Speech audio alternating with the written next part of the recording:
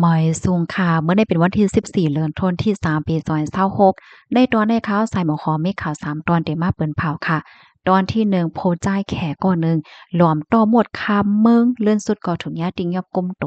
ข่าวแทงตอนหนึ่งก้นแขนังกันเฮ็ดดีกันถึงดีมีก้นก่อนหนึ่งรู้เซ็งสาใจกว่าตีเมืองไทยข่าวแทงตอนหนึ่งค่ะสังว่ากินเพชรแห้งจึงจังเตอเคิกเฮ็ดให้แต้มหือไหลเจอในอ่อนตั้งเปิ้นได้ก็เข้ามาถ่อมด้วยข่าวโหในอ่อนตั้งค่ะ ได้เรียกว่าเป็นข่าวเงาหลักๆไล่ๆค่ะนะผู้จ่ายแขกก้อนหนึ่งเนาะหลวมต่อหมดคามเมืองใน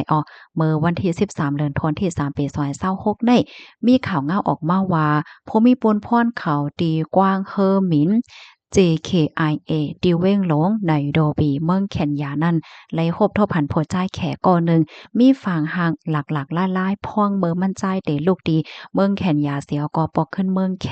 ผู้มีปนพรเขาในก็ ไล่กดทัดด้วยลองตั้งไล่โหยอย่ามันเสียวก็โคบโทบหันว่ามีหมดอยู่ที่ในถงโคมันใจหมวกสองเหงโตเฮ็ดจังได๋ค่ะนะย้อนก็เปิ้นสั่งแลมันใจซ้ำหลวมต่อหมดในเขาเมืองแขละเพราะว่าในจึงแหน่ลองตั้งมันได้แต่ก่อนไล่ฮู้ว่าพ่องยามมื้อเหลียวในที่ในเมืองแขในค่ะนะเปิ้นสงเปิ้นฮักหมดอันลูกมาดีปอดตอนแอฟริกาในค่ะว่าเนาะมันมีโลกาที่อันมีก้นฮักหมดเขาในนะ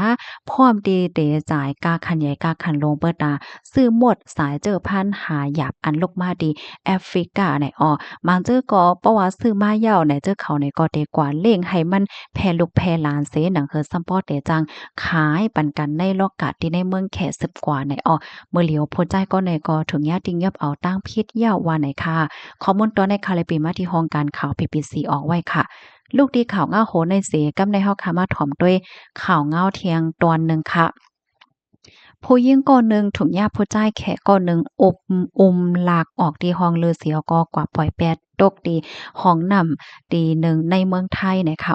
เมื่อวันที่13เดือนธันวาคมปี2026ได้มีข่าวเงาออกมาว่าเมื่ออ่อนนั้นน่ะนะมีคนพบโทพันขับโตผู้หญิงคนหนึ่งค่ะถูกย้ายเฮ็ดดีถึงที่ป้อรู้เซ็งสายใจเสกว่า8ดีในนำห้องดีเจดอนราชบุรีใน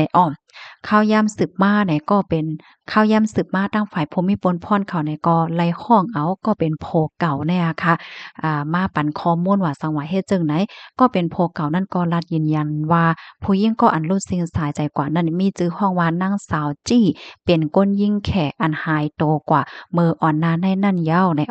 กำนันตั้งฝ่ายภูมิพลพรเขาเนี่ยก็ไล่ต้องไล่ถามหาข้อมูลซักเสนหลักฐานด้วยป้ากองไทย CCTV ว่าเจ้าไหนเหี่ยวก็ ไล่โฮบทบหันว่าเมื่ออ่อนนาในค่ะนะ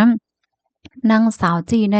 ถูกย่าผู้ชายคนหนึ่งอุ้มลากออกดีห้องลือเฮ็ดให้เนาะอันเมื่อพ้องนั้นแต่ก็นางสาวจีเนี่ยเหมือนหางว่าซัมป้อมโฮโตโฮคิงเหย้าจังได๋ค่ะนี่กำาใดอันเป็นก้นไห้นั่นก็ไล่เอาโตมานั่งได้ค่ะนะต่างก้าเสียก็กว่าแปดตกนำห้องตีในเจดอนลาดบุรีตีหนึ่งเฮ็ดให้อันตั้งฝ่ายภูมิพลพรเขาได้ก็ได้หาซักเสงหลักฐานมันกว่าแท้งนั่นน่ะเนาะย้อนก็เปิหังแลมันเป็นกว่าจึงไหนเนี่ยค่ะนะเหี่ยวก็มื้อเหลียวในตั้งฝ่ายภูมิพลพรเขาก็ไล่ๆโคจื้อเหย้าค่ะนะพอจ่ายก็ไหนก้นหายในจื้อห้องว่านายเจ้าเถียนจึงเนี่ยเป็นก้นแขนั่นเหย้านะคะสั่งว่าเปิ้นหันโตมันเสียก็ห้องมาเหย้าเพราะว่าเนี่ยจึงมั่นใจในเตย่าเอาตั้งพิษว่าลอยลวงเฮ็ดดีเปิ้นถึงที่ป้อรู้สึงสาใจป้อเหย้าก็เอาขับโตสวนว่าสังว่าจังไหนเปิดตาเตปิกแปดนั่นคือเปิ้นเตฮู้ว่ามั่นใจในเฮ็ดดีนางก็ไหนจังไหนเมื่อเหลียวในเลยรับรู้ว่ามั่นใจในแลบปลายไหวเฮ็ดจังได๋นั่นขนาดเนาะทางฝ่ายภูมิพลพรเขาในไลรับรู้ว่านายเจ้าในขณะมั่นใจในคัดใจดีๆปลายออกเมืองเฮ็ดให้ตั้งฝ่ายภูมิพลพรเขาก็ไล่กับศาลหลายปานหลายฝ่ายเนาะว่าได้เป็น ฝ่ายกวดทัดก้นเขาออกเมืองละวากาตมและฝ่ายเกี่ยวข้องค่ะปักตาต้วยหนังหือเตให้ผู้จ่ายก็ในปลายออกนอกเมืองกว่าหลายจังไหนตั้งฝ่ายภูมิพลพรเขาก็ลาดว่าลองตั้งดีอันเฮ็ดดีกันในปอกกำได้แต่มันเรียบได้เป็นไรอยู่ละหลายลองเนาะว่าได้เป็นลวงตั้งหักตั้งแป้งลวงขิมจิ้งพรปางพรหลีกันยอก็ลองดีลองศีลว่าสังว่าเจ้าไหนในค่ะ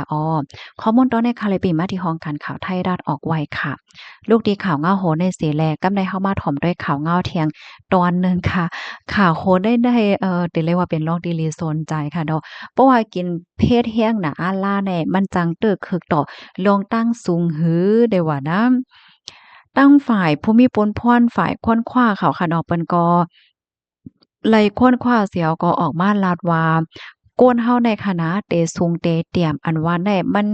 มันก็มีรองเกี่ยวก้องกันหลายปาหลายฝ่ายนะคะอ้ออำว่าได้เป็นอันลูกมาตีสายเจอคือเหมือนจังหนังว่าพ่อแม่ก็สูงพี่น้องก็สูงเกิดมาก็เย็นเป็นก้นสูงกว่านะคะมาเจอก็พ่อแม่สูงอยู่ใกล้ๆเฮียงแลลูกซ้ำอ่ำสูงบางเจอซ้ำพ่อแม่เต็มๆอ่อนก้อยลูกห่ำสูงเฮ็ดจังไหนก็มีค่ะ หรือเสียว่ามันเป็นย้อนประวัติศาสตร์จื้อคือเฮาเย้าเนี่ยมันเกี่ยวข้องป่าลวงตั้งกินตั้งย่ำลวงนอนหลับแลลวงสภาวะสิ่งแวดล้อมไหลเจ้อในออกเมื่อป่นมาอ่ำป้อหึงสังในค่ะฝ่ายค้นคว้าดีฮงหยานานช่างยูนิเวอร์ซิตีดีเมืองแขขะเนาะก็ลาดว่าลวงดีอันกินหมักผิดเพศกินเพศแห้งหนาอาล่าก็จังมีลวงเกี่ยวข้องป้าจอมเหมือนกันเย้าเนี่ยอ้อก็เปิ้นนั้นแลพ่อแม่อำกึ่งลีปันลูกหวานใน กินเพศแห้งหนาอาล่าได้ค่ะนะลองว่าย้อนก็เพราะว่ากินหมากพิษนำแห้งหนาอาล่าแลเฮ็ดให้เตรียมห้าอันว่านั่นแต่ก่อไหนตั้งฝ่ายผู้มีปนพรเขาอำไปยืนยันไล่โคปากเต็มว่าในเซตาก้วยกะว่าบ่เป็นไรได้ก็อำป้อกินเพศแห้งหนาอาล่าก็ลีอยู่เหมือนกันนะคะอ้อเข้าใจกินปันอาหาราตั้งกินให้มันเต็มโทนค่ะเนาะอำว่าได้เป็นข้าวผักเยอะนางเขียวหมอกหมากคาโคหมักไม่หมักดอกแลเจ้าไหนนอนหรือปันให้เป้งป้อออกเอ็นออกแห้งปันพองลุ่มลาดด้วยถึงป้ายอยู่หลีกินปันน้ำให้มันกลมทนปิ้งป้อว่าสังว่าเจ้าไหนก็ตีเฮ็ดให้ลูกอ่อนอำนั้นก็ก้นหนุ่มในคณะใหญ่มากกาสูงมามีป้ายอยู่หลีดีเต็มทวนอยู่ยาวในค่ะฮับถอมยาวหันถึงจะหือพวงคามาถอมด้วยขาวโคในค่ะใส่หมอหอมก็ล้อมหมดอยู่ข้างก้อยก้นเหลียวในค่ะนะเพราะว่าเฮาคามาฟังด้วยแหน่บางทีบางเมืองในเปิ้นก็แลใจกินเผ็ดในค่ะเนาะเมื่อหนังพี่น้องฝรั่งเขาได้เฮาคาได้หันเลยว่าเปิ้นบ่กินเผ็ดนะ ก็หนังเฮาได้หันเปิ้นโตสูงหนาเนี่ยค่ะเนาะมันได้เกี่ยวข้องได้อยู่หือเฮ็ดแต่นะฮับถอมยาวหันเถิงเจอก็ปันตาหันถึงมาแลค่ะอ้อยินจมกูก็ที่ฮับถอมปันแห้งค่ะย้อนให้อยู่เลยกินหวานและรสเพกันค่ะอ้อไม่สูงค่ะ